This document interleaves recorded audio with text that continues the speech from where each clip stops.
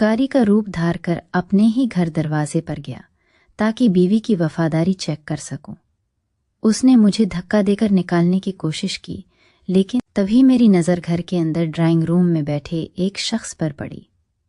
उसे वहां देखकर मेरा दिमाग फट गया। वो कोई और नहीं बल्कि मेरा अपना सगा भाई था, जो ऐसी हालत में बैठा था कि मेरा रात का पिछला पहर था और आसमान पर छाई काली स्याह घटाएं माहौल की वहशत में मजीद इजाफा कर रही थीं।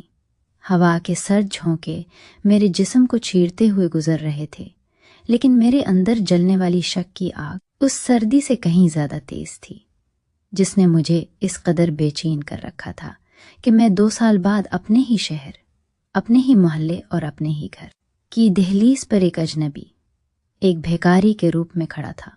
मेरे चेहरे पर जम्मी मिट्टी, उलझे हुए बाल, मिले कचेले कपड़े और एक लंगड़ाती हुई चाल ने जावेद नामी उस शख्स का वजूद मिटा दिया था, जो कभी इस इलाके का मुअज़्ज़ज़ ताजिर हुआ करता था। लेकिन वक्त की गर्दिश और हालात की सितम ज़रीफ़ी ने मुझे कहाँ ला खड़ा किया था।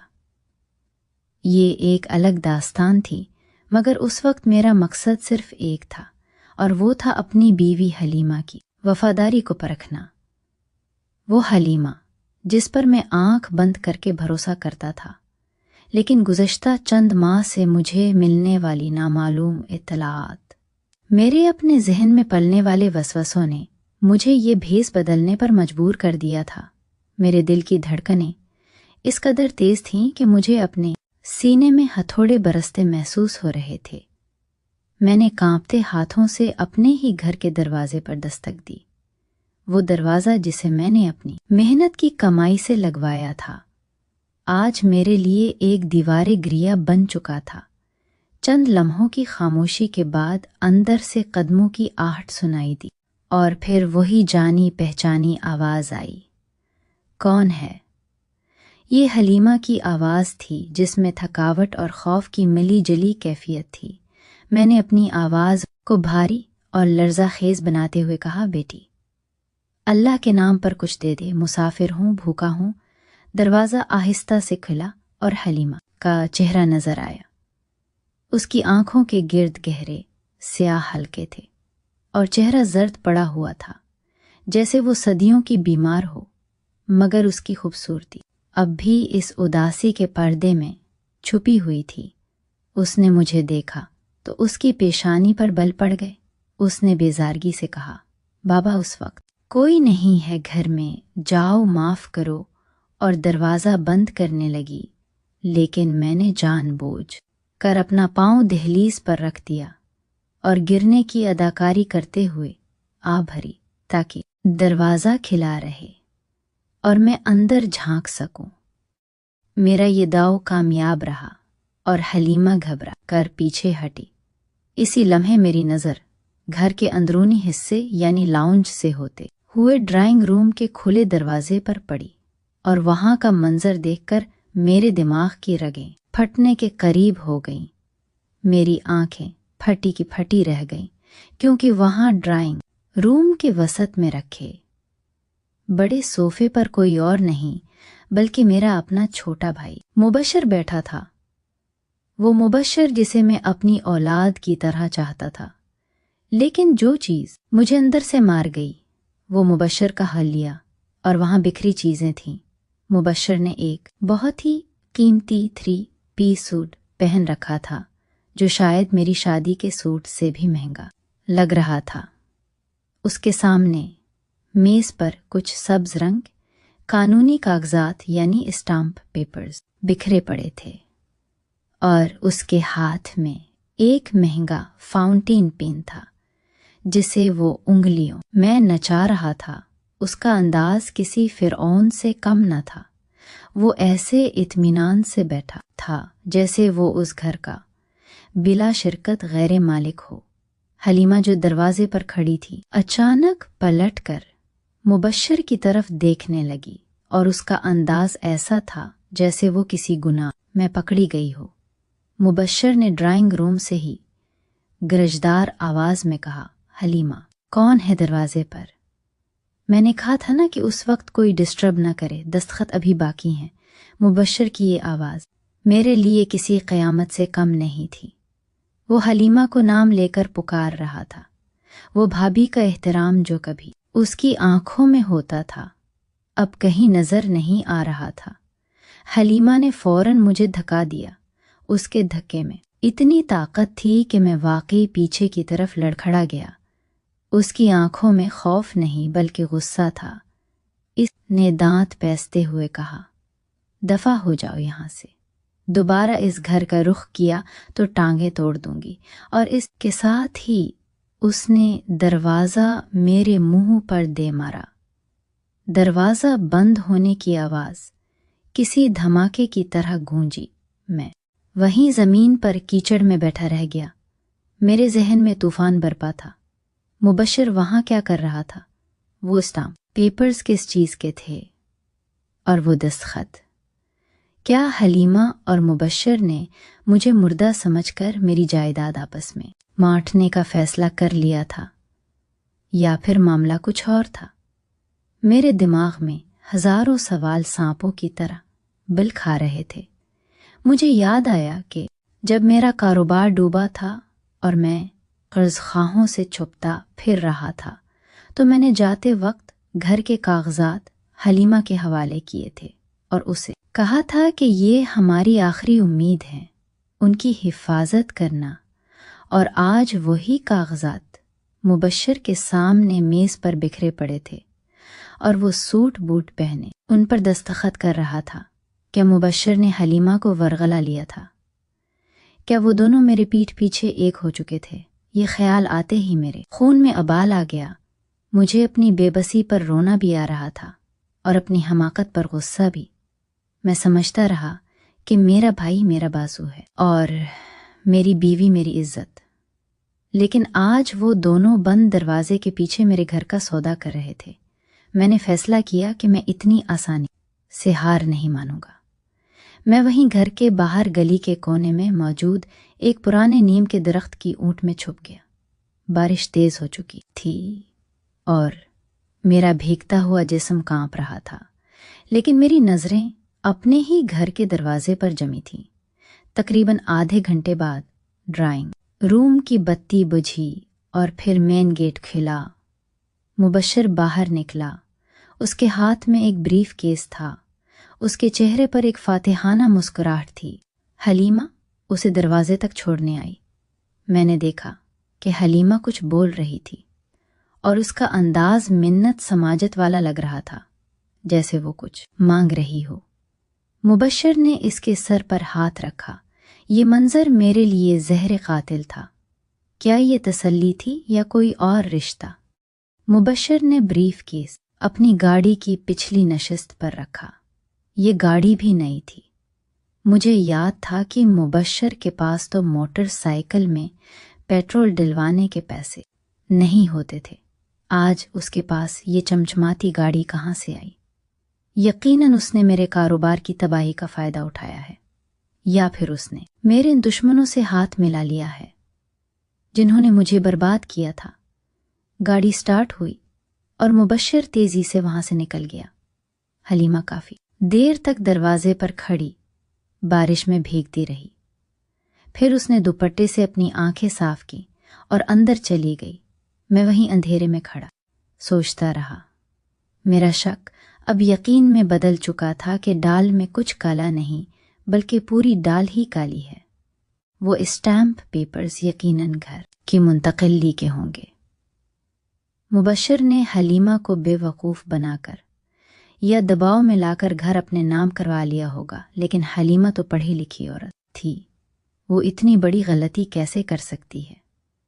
इल्ला ये कि वो खुद इस खेल में शामिल हो। मेरे दिल में इंतकाम की आग भड़क उठी। मैंने सोचा कि अभी अंदर जाऊं और हलीमा का गला दबाकर इससे सच अगलवा लूं। लेकिन फिर मुझे ख्याल आया कि अभी मेरे पास कोई सबूत नहीं है। अगर मैं अभी सामने आया तो वो मुझे पहचान लेगी और शायद मुबश्शिर को बुला ले, और इस हालत में मैं मुबश्शिर का मुकाबला नहीं कर सकता था। मुझे तह तक पहुंचना था। मुझे जानना था कि उस ब्रीफ केस में क्या था और उन कागजात पर क्या लिखा था। मैंने वो रात गली के निकट पर बनी एक वीरान दुकान के थड़े पर गुजारी। नींद मेरी आंखों से कोसों दूर थी। हर पल मुझे वो मंजर याद आ रहा था जब मुबश्शिर शाहाना अंदाज में बैठा था और हलीमा उसके सामने मुजरिमों की तरह खड़ी थी। सुबह होते ही मैंने अपनी जासूसी का आगाज करने का फैसला किया। मैं जानता था कि मुबश्शिर सुबह सवेरे अपने पुराने अड्डे यानी शहर के चौक में मौजूद चाय के होटल पर जरूर जाता होगा, जहां वो अपने दोस्तों के साथ गप्पे हाँकता था।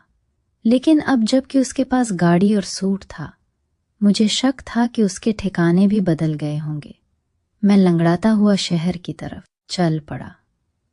भूख से बुरा हाल था, लेकिन पेट की आग से ज्यादा सीने की आग जला रही थी। मैं सारा दिन शहर में ख्वार होता रहा, पुराने जानने वालों के पास से गुजरा, लेकिन किसी ने मुझे नहीं पहचाना। ये मेरे भेस की कामयाबी थी। शाम के वक्त में मुबश्शिर के पुराने घर की तरफ गया, जो एक छोटे से मोहल्ले में किराए का मकान था। वहां जाकर मुझे एक और झटका लगा। वहां ताला पड़ा था और पड़ोसियों से पूछने पर भिखारी बनकर पता चला कि मुबश्शिर साहब तो 2 महीने पहले यहां से शिफ्ट हो गए हैं और सुना है उन्होंने डिफेंस में कोई कोठी ले ली है। मेरे पैरों तले जमीन निकल गई। डिफेंस में कोठी? जिस भाई की तनख्वाह 35,000 थी, वो 2 माह में डिफेंस तक कैसे पहुंच गया? ये यकीनन मेरा पैसा था, वो पैसा जो मैंने इमरजेंसी के लिए छुपा रखा था और जिसका इल्म सिर्फ हलीमा को था। मतलब हलीमा ने वो राज मुबश्शिर को बता दिया था और उसने वो सारी दौलत हड़प कर ली। मेरे दिमाग में हलीमा के लिए नफरत का लावा उबलने लगा। वो औरत जिसके लिए मैं ने दुनिया जहान से टक्कर ली, आज उसने मुझे जिंदा दरगोर कर दिया था। मैं वापस अपने घर की तरफ आया। अब मेरा इरादा कुछ और था। मुझे घर के अंदर दाखिल होना था, लेकिन सामने के दरवाजे से नहीं। हमारे घर के पिछवाड़े में एक छोटी सी खिड़की थी जो स्टोर रूम में खिलती थी और उसकी कुंडी अक्सर खराब रहती थी। मुझे उम्मीद थी कि वो अब भी खराब होगी। रात गहरी होने का इंतजार किया। तकरीबन 1 बजे के करीब जब गली सुनसान हो गई तो मैं दीवार फांद कर पिछवाड़े में उतरा। मेरा दिल जोर जोर से धड़क रहा था। मैं एक चोर की तरह अपने ही घर में नकब लगा रहा था। खिड़की को आहिस्ता से धकेला तो वो चरचराहट के साथ खुल गई। मैंने सिख का सांस लिया और बमुश्किल अपने वजूद को इस तंग रास्ते से गुजार कर अंदर दाखिल हुआ। स्टोर रूम में गिर्द और अंधेरा था। मैंने जेब से माचिस निकाल कर जलाई। मुधम सी रोशनी में मुझे पुराना फर्नीचर और बक्से नजर आए। मैं दबे पांव स्टोर रूम से निकलकर किचन की तरफ बढ़ा। घर में होका आलम था, हलीमा और मेरे 2 बच्चे शायद ऊपर वाले कमरे में सो रहे थे। मेरी नजरें ड्राइंग रूम की तरफ थीं। मैं वहां गया जहां कल रात वो तमाशा हुआ था। मेज बिल्कुल साफ थी, वहां कोई कागज नहीं था, लेकिन कूड़ेदान में मुझे कुछ फटे हुए कागज के टुकड़े नजर आए। मैंने जल्दी से वो टुकड़े उठा लिए और अपनी मैली कचेली वास्केट की जेब में डाल लिए। अभी मैं वहीं खड़ा था कि अचानक सीढ़ियों से किसी के उतरने की आवाज आई। मैं चौंक गया और फौरन सोफे के पीछे छुप गया। ये हलीमा थी। इसके हाथ में पानी का गिलास था। वो किचन की तरफ जा रही थी। वो बिल्कुल मेरे करीब से गुजरी। उसने शलवार कमीज पहन रखी थी और सर पर दुपट्टा नहीं था। मैंने देखा कि उसकी गर्दन पर एक नील का निशान था। ये देखकर मेरा खून खोल उठा। क्या मुबश्शिर ने उस पर हाथ उठाया था या ये कोई और निशान था? शक के नाग ने फिर फिन फैलाया। हलीमा किचन से पानी पीकर वापस मड़ी तो उसकी नजर ड्राइंग रूम के फर्श पर पड़ी, जहां मेरे गीले पैरों के निशानात बन गए थे। वो वहीं ठिठक कर रुक गई। उसके चेहरे पर खौफ के साए लहरा गए। उसने लर्जती हुई आवाज में पूछा, कौन है वहां? मैंने सांस रोक ली।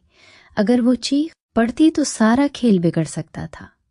उसने इधर उधर देखा और फिर शायद उसे वहम समझकर या बल्ली का कारनामा समझकर नजरअंदाज कर दिया और तेजी से ऊपर भाग गई।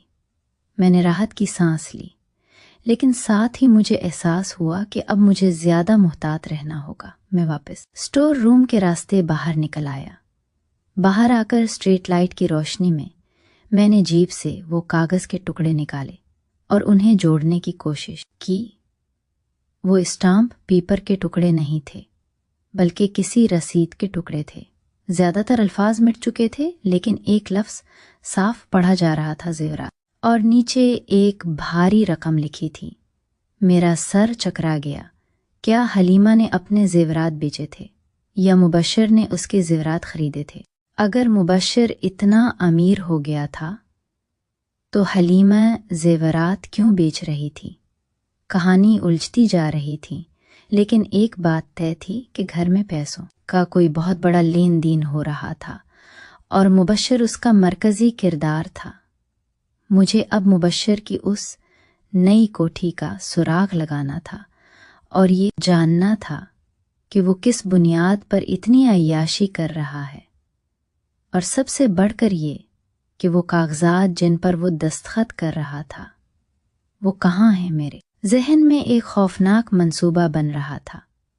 اگر انہوں نے مجھے دھوکہ دیا ہے تو میں ان کی زندگی جہنم بنا دوں گا۔ میں جاوید ہوں، وہ جاوید جو مٹی سے سونا بنانا جانتا ہے تو سونے کو راکھ کرنا بھی جانتا ہے۔ اگلی صبح میں نے ایک اور بھیس بدلنے کا سوچا۔ بھکاری کے بھیس میں ڈیفنس جیسی جگہ پر شک کی نگاہ میں آ سکتا تھا۔ میں نے اپنی بچی کھچی جمع پونجی سے ایک الیکٹریشین کا سامان خریدا، ایک پرانا سا ٹول باکس کندھے پر لٹکا لیا، چہرے پر کالک مل لی اور سر پر ایک پکیپ پہن لی۔ اب میں مبشر کی تلاش میں نکلنے والا تھا، میرا بھائی جو اب میرا شکار بن چکا تھا۔ مجھے نہیں معلوم تھا کہ اس راستے کے آخر میں کیا ہے، لیکن مجھے اتنا پتا تھا کہ جو بھی ہوگا وہ بہت بھیانک ہوگا۔ مجھے اپنی بیوی کی وہ اداس آنکھیں یاد آ رہی تھیں، لیکن پھر مبشر کا وہ قہقہا اور فرعون والا انداز میرے دماغ میں گونجنے لگتا اور ہمدردی نفرت میں بدل جاتی۔ یہ صرف جائیداد کی جنگ نہیں تھی، یہ اعتماد کے قتل کا معاملہ تھا، اور قاتل میرے اپنے گھر میں ڈنڈناتے پھر رہے تھے۔ ابھی کہانی شروع ہوئی تھی اور رازوں کی تہیں کھلنا باقی تھی۔ میں نے قسم کھائی کہ جب تک سچ سامنے نہیں لاؤں گا، چین سے نہیں بیٹھوں گا، چاہے اس کے لیے مجھے اپنوں کا خون ہی کیوں نہ بہانا پڑے۔ بارش تھم چکی تھی، لیکن میری زندگی کا طوفان ابھی زور پکڑ رہا تھا۔ سورج سر پر سوا نیزے پر تھا اور ڈیفنس کی کشادہ اور خاموش سڑکوں پر چلتے ہوئے میرے جوتوں کے تلوے تپ رہے تھے۔ میں نے ایک الیکٹریشین کا روپ دھار رکھا تھا، کندھے پر لٹکا اوزاروں کا بھاری بیگ اور سر پر میلی سی ٹوپی مجھے وہاں کے ماحول میں ایک معمولی مزدور ظاہر کر رہی تھی، مگر میرے سینے میں جو بھٹی جل رہی تھی اس کی تپش اس صورت سے 1000 درجہ زیادہ تھی۔ میں پچھلے 4 گھنٹوں سے گلی گلی خاک چھان رہا تھا۔ مبشر کا نیا پتہ ڈھونڈنا اتنا آسان نہیں تھا جتنا میں سمجھ رہا تھا، لیکن نفرت انسان کو وہ راستے بھی دکھا دیتی ہے جو عام حالات میں نظر نہیں آتے۔ کافی جدوجہد کے بعد بالآخر میں ایک شاندار سفید کوٹھی کے سامنے کھڑا تھا، جس کے گیٹ پر جلی حروف میں ایم لاز لکھا ہوا تھا۔ ایم کا مطلب یقیناً مبشر تھا۔ اس عالی شان عمارت کو دیکھ کر میرے وجود میں ایک سنسنی سی دوڑ گئی۔ یہ وہی مبشر تھا جس کی جیب خرچ کا ذمہ دار بھی میں تھا، جس نے میری دی ہوئی سائیکل پر کالج کا زمانہ گزارا تھا۔ آج وہ اس محل کا مالک بنا بیٹھا تھا، اور میں جو اس کا بڑا بھائی، اس کا باپ کی جگہ تھا، آج اسی کے گیٹ پر ایک مزدور بن کر کھڑا تھا۔ میرے ذہن میں شک کے کانٹے مزید گہرے ہو گئے کہ اتنی دولت اتنے کم وقت میں صرف اور صرف میرے ساتھ دھوکہ دہی، میری چھپائی ہوئی امانتوں میں خیانت کر کے ہی حاصل کی جا سکتی ہے۔ میں نے ادھر ادھر دیکھا، گیٹ پر کوئی چوکیدار نہیں تھا۔ شاید مبشر ابھی اتنا بھی بڑا سیٹھ نہیں بنا تھا، یا شاید اسے اپنے گناہوں پر اتنا پردہ ڈالنے کی ضرورت محسوس نہیں ہوئی تھی۔ मैंने हिम्मत करके गेट की घंटी बजाई। मेरे दिल की धड़कनें बेतरतीब हो रही थीं। चंद लम्हों बाद गेट में बिना छोटा दरवाज़ा खुला और एक मुलाजिम बाहर निकला। उसने मुझे ऊपर से नीचे तक देखा और करख्त लहजे में पूछा, क्या काम है? मैंने अपनी आवाज़ में आजिज़ी और पेशा वराना लहजा लाते हुए कहा, जी, वो साहब ने बुलाया था।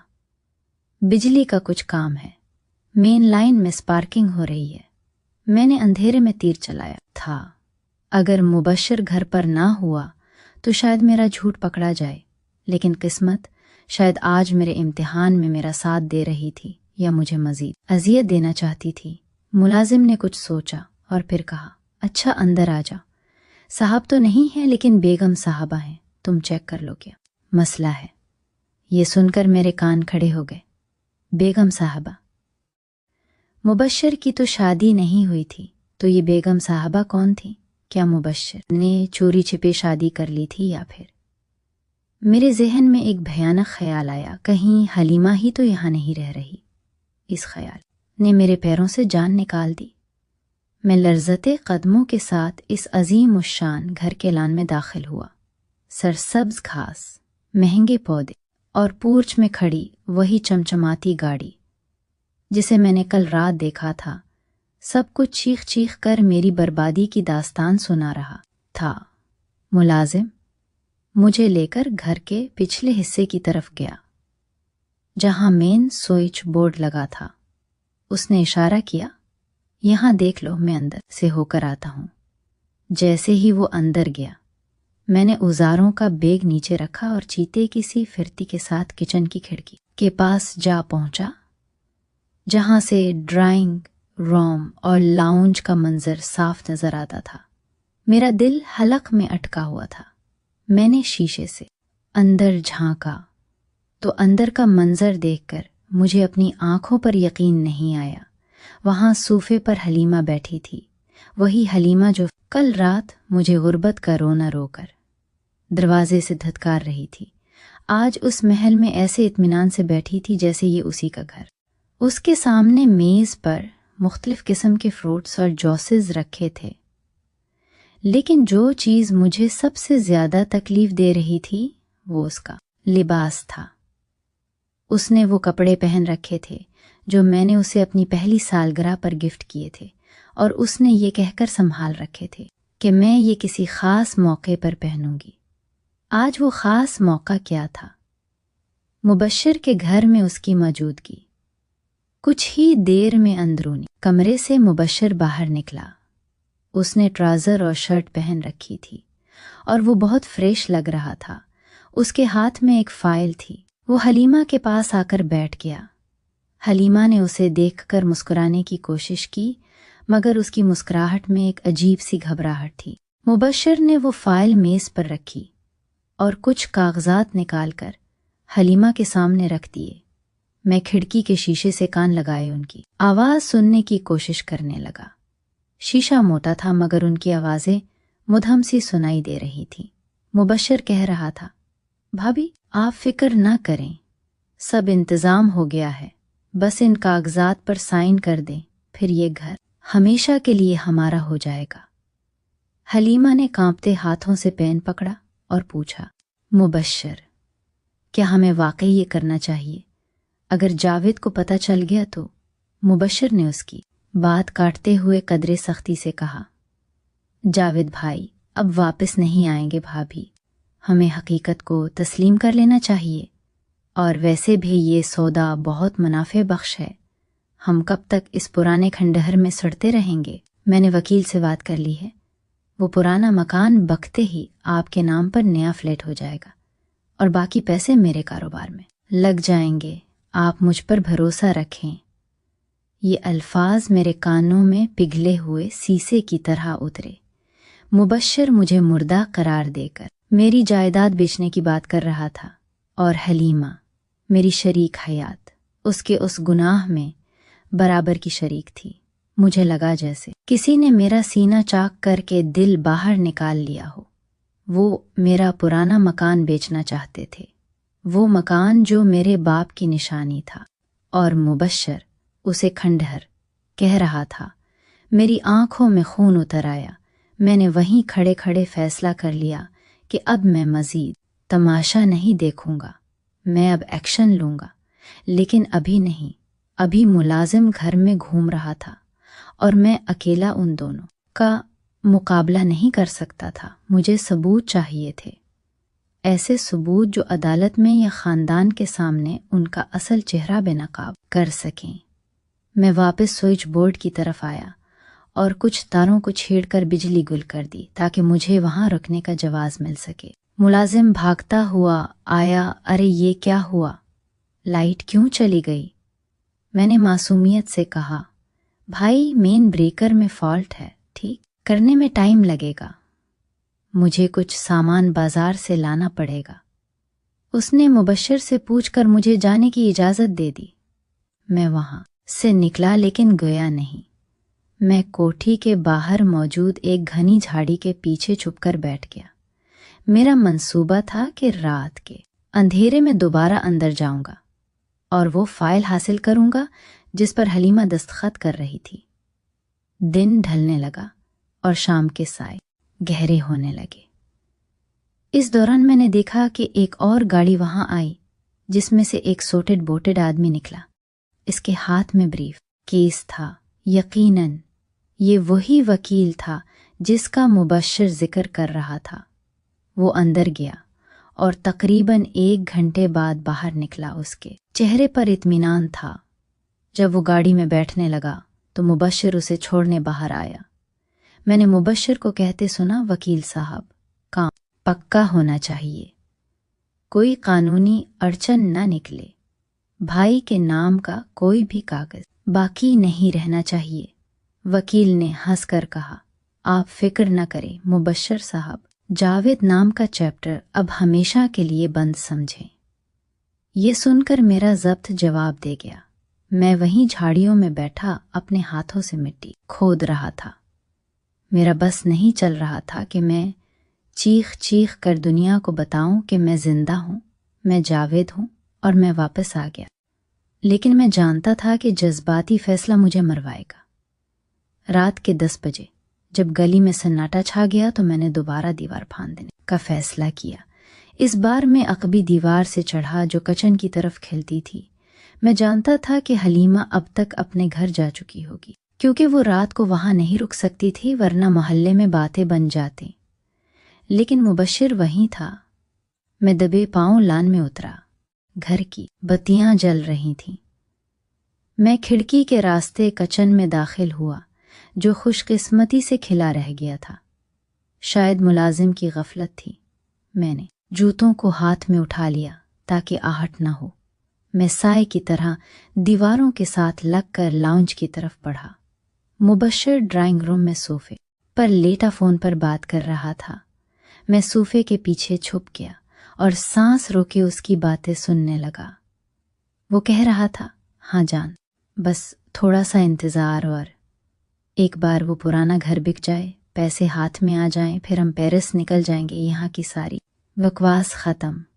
भाभी को मैं संभाल लूँगा, वो बेचारी तो मेरी मुट्ठी में है, बस चंद आंसू बहाओ और वो पिघल जाती है।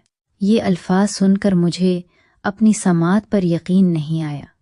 मुबश्शिर सिर्फ जायदाद का ही भूखा नहीं था, बल्कि वो किसी और औरत के साथ मिलकर हलीमा को भी धोखा दे रहा था। या फिर जान से इसका मतलब हलीमा ही था।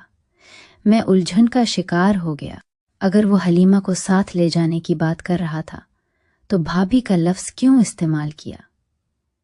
क्या वो डबल गेम खेल रहा था? एक तरफ वो मेरी जायदाद बेचकर पैसे बना रहा था और दूसरी तरफ हलीमा को इस्तेमाल कर रहा था। मेरा दिमाग गुस्से से फटने लगा।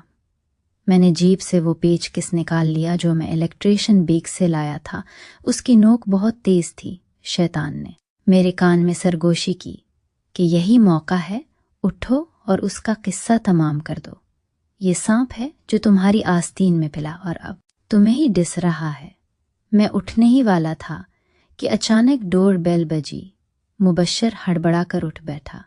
उसने फोन बंद किया और बड़बड़ाया, उस वक्त कौन आ गया? वो दरवाजे की तरफ बढ़ा। मैंने मौका गनीमत जाना और तेजी से ड्राइंग रूम में रखी मेज़ की तरफ लपका जहां वो फाइल पड़ी थी।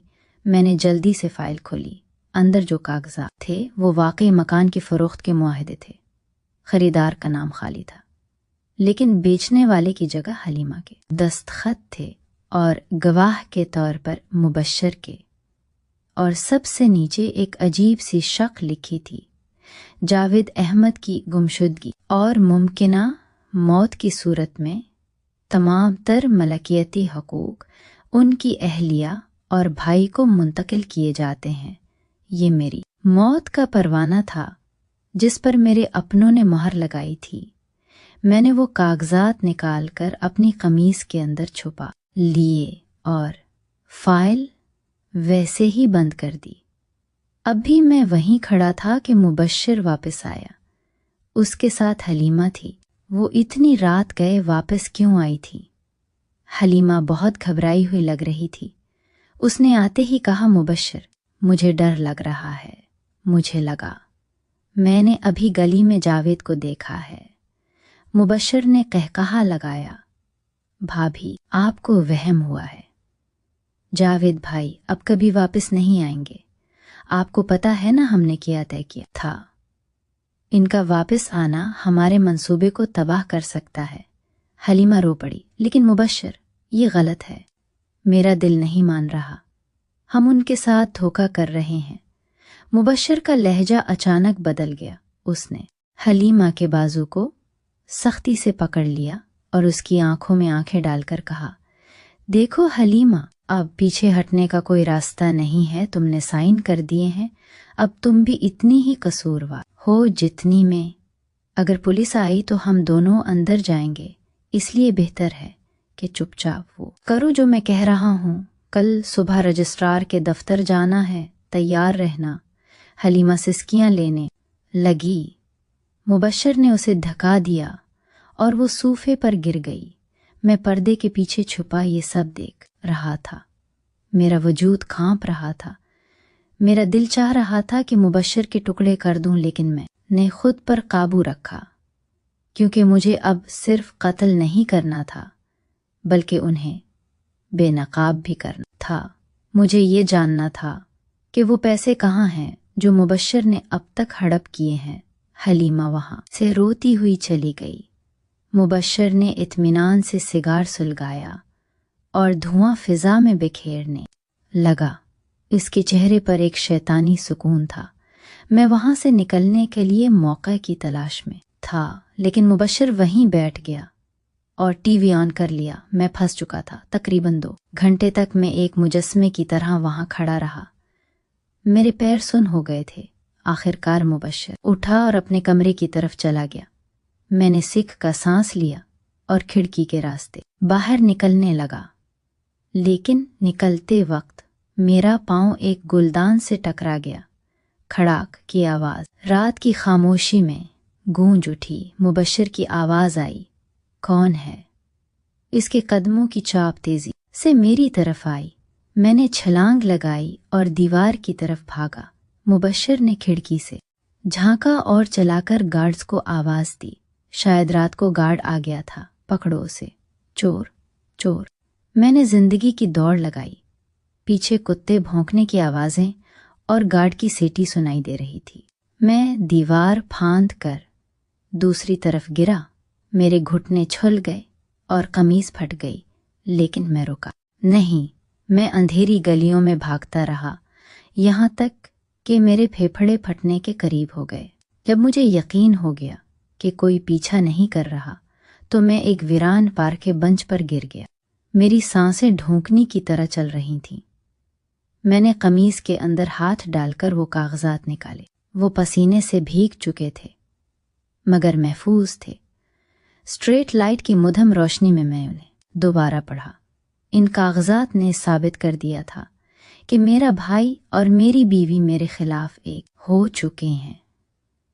लेकिन एक बात मुझे अब भी खटक रही थी। हलीमा का वो जुमला मेरा दिल नहीं मान रहा। हम उनके साथ धोखा कर रहे हैं। क्या उसमें कोई पछतावा था या ये भी कोई चाल थी? और मुबश्शिर की वो धमकी कि तुम भी इतनी ही कसूरवार हो, इसका मतलब था कि हलीमा को मजबूर किया जा रहा है। लेकिन अगर वो मजबूर थी तो उसने मुबश्शिर की बात मानी क्यों? और वो जेवरात वाली रसीद, सब कड़ियां आपस में मिल रही थीं, मगर एक तस्वीर अभी भी धुंधली थी। मुझे याद आया कि कल रजिस्ट्रार के दफ्तर जाने की बात हुई थी। इसका मतलब था कि कल आखिरी वार होने वाला था। अगर कल वो मकान बिक गया तो मेरे पास वापसी का कोई रास्ता नहीं रहेगा। मैंने वहीं बैठे बैठे फैसला किया कि कल का सूरज उनके लिए बर्बादी का पैगाम लेकर तलू होगा।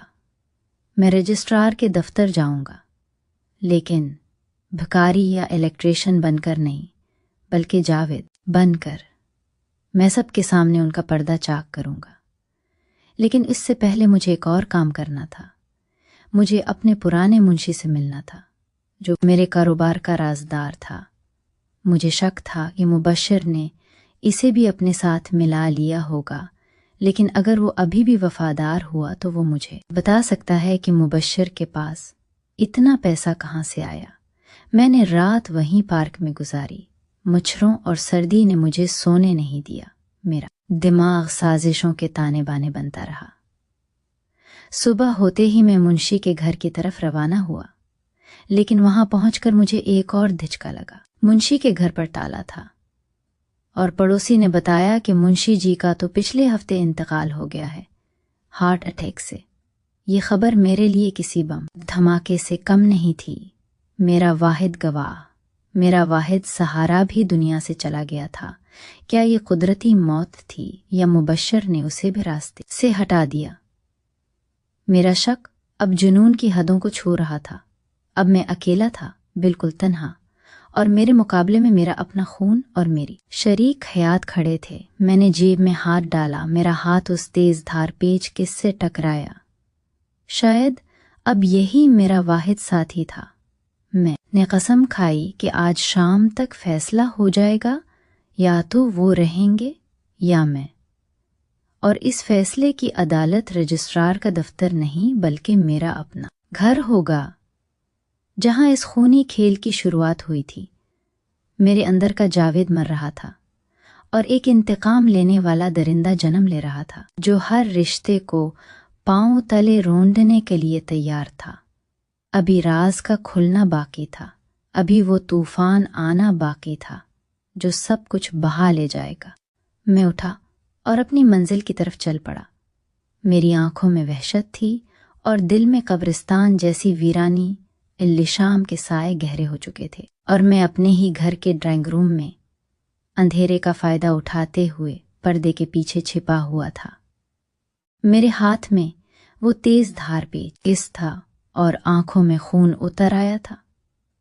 मेरा इरादा पक्का था कि जैसे ही वो दोनों घर में दाखिल होंगे और इस घर को बेचने की बात करेंगे, मैं उनका किस्सा तमाम कर दूंगा।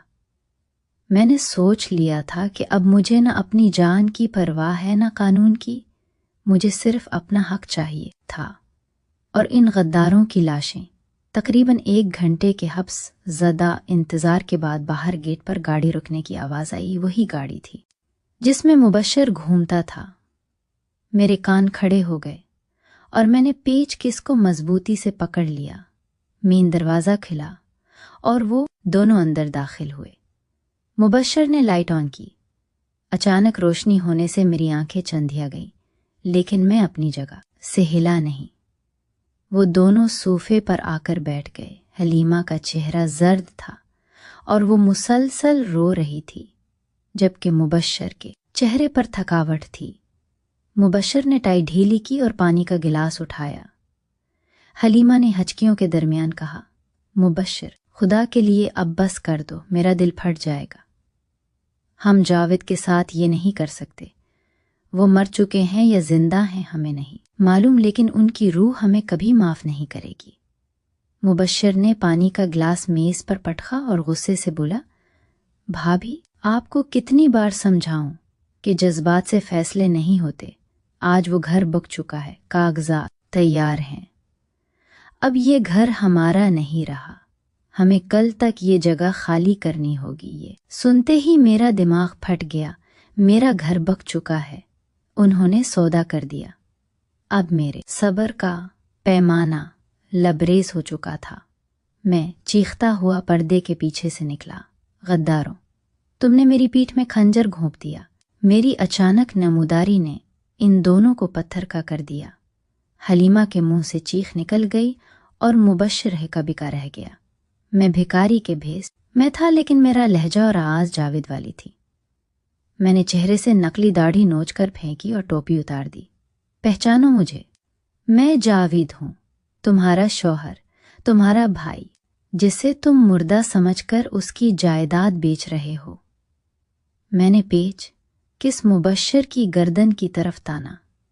مبشر اپنی جگہ سے اٹھا، اس کی آنکھوں میں خوف نہیں بلکہ ایک عجیب سی چمک تھی۔ حلیمہ دوڑ کر میرے قدموں میں گر گئی۔ جاوید، آپ زندہ ہیں؟ خدایا تیرا شکر ہے۔ لیکن میں نے اسے جھٹک دیا۔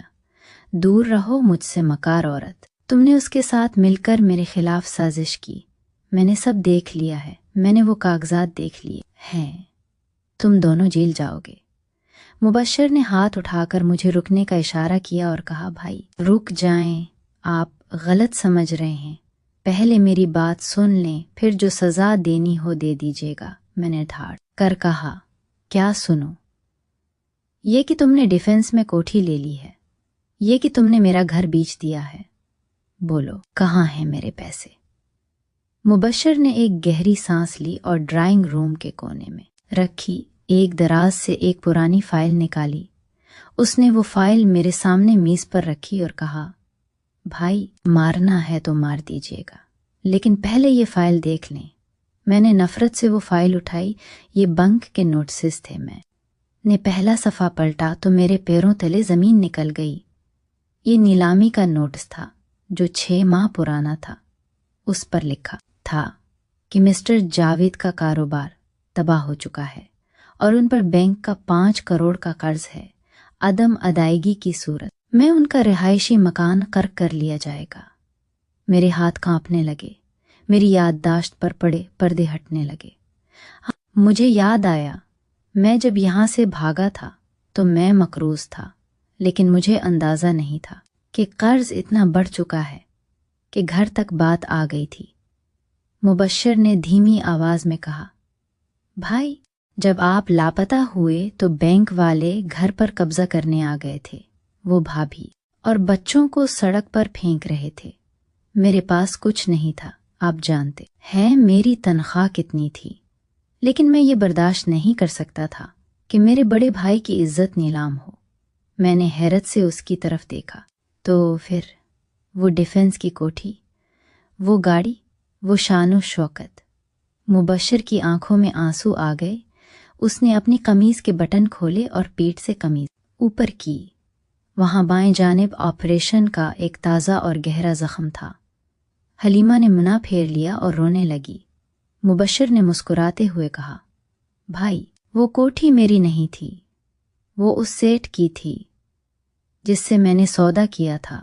میں نے اپنا ایک گردہ بیچا، اپنا چھوٹا سا وراثتی پلاٹ بیچا اور اپنی نوکری کا پروویڈنٹ فنڈ ایڈوانس میں نکلوایا۔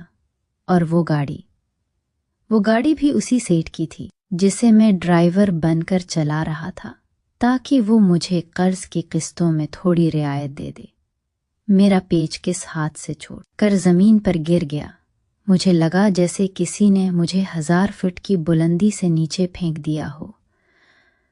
مبشر کہہ رہا تھا، بھائی میں وہاں ڈرائنگ روم میں اس لیے شاہانہ انداز میں نہیں بیٹھا تھا کہ میں مالک ہوں، بلکہ اس لیے کہ سیٹھ نے شرط رکھی تھی کہ اگر میں اس کے دوستوں کے سامنے امیر بننے کا ناٹک کروں گا تاکہ اس کی ڈیل ہو سکے تو وہ میرے سود پر کچھ رقم معاف کر دے گا۔ میں وہاں ایک کٹھ پتلی تھا بھائی، اور وہ کاغذات جن پر بھابھی سائن کر رہی تھیں وہ گھر بیچنے کے کاغذات نہیں تھے، وہ گفٹ ڈیڈ تھی۔ میں نے یہ گھر بینک سے چھڑا کر اپنے نام کروایا تھا کیونکہ آپ موجود نہیں تھے، اور اب میں اسے واپس بھابھی اور آپ کے بچوں کے نام کر رہا تھا تاکہ اگر مجھے کچھ ہو جائے، کیونکہ میری آپریشن میں انفیکشن ہو گیا تھا، تو آپ کے بچے بے گھر نہ ہوں۔